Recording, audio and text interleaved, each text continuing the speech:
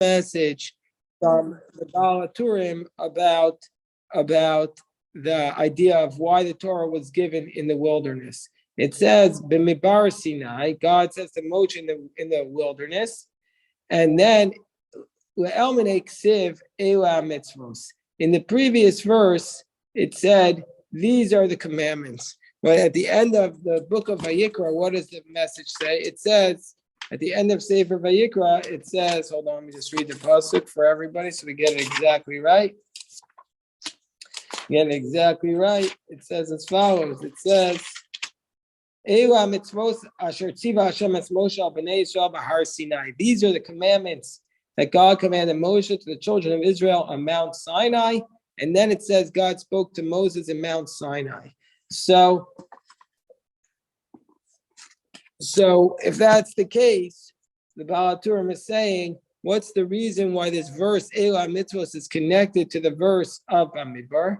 To tell you, Im ein adam meisim atzo kamidbar eno yachol eda Torah mitzvos. If a person does not make himself like a wilderness, the person cannot know Torah mitzvos. By the way, this phrase really resonates with me now, because now that I've seen where Har Sinai is, I'll never forget this image. When you go to Har Sinai, there's literally nothing there. This is a wilderness. I've been to Arizona, seen the Grand Canyon, fine, but there is nothing here. There's life. There's life in the desert by the Grand Canyon. There is nothing here. I think we saw one bird the entire time we're around Mount Sinai, and a scorpion. That's it. You don't see anything else. No flowers, nothing.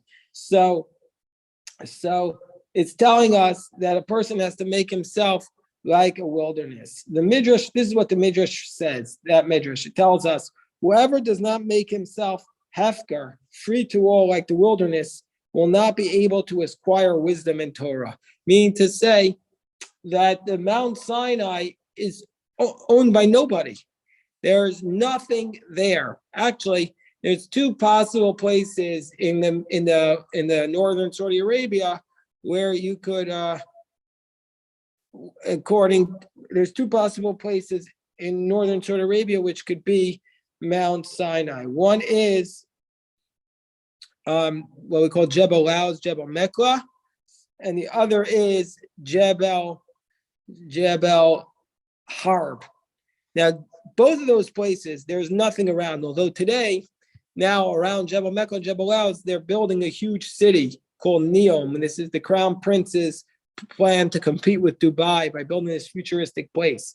But for all of human history, up until the last 10 years, this was a place which nobody owned, and it was owned by nobody. It was a wilderness. So if you don't make yourself like a wilderness, you won't be able to acquire wisdom and Torah.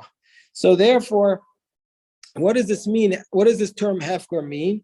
It means a modest willingness to learn from anybody, even from a person whose general knowledge is inferior to one's own, and to teach what one knows to anybody who desires to learn.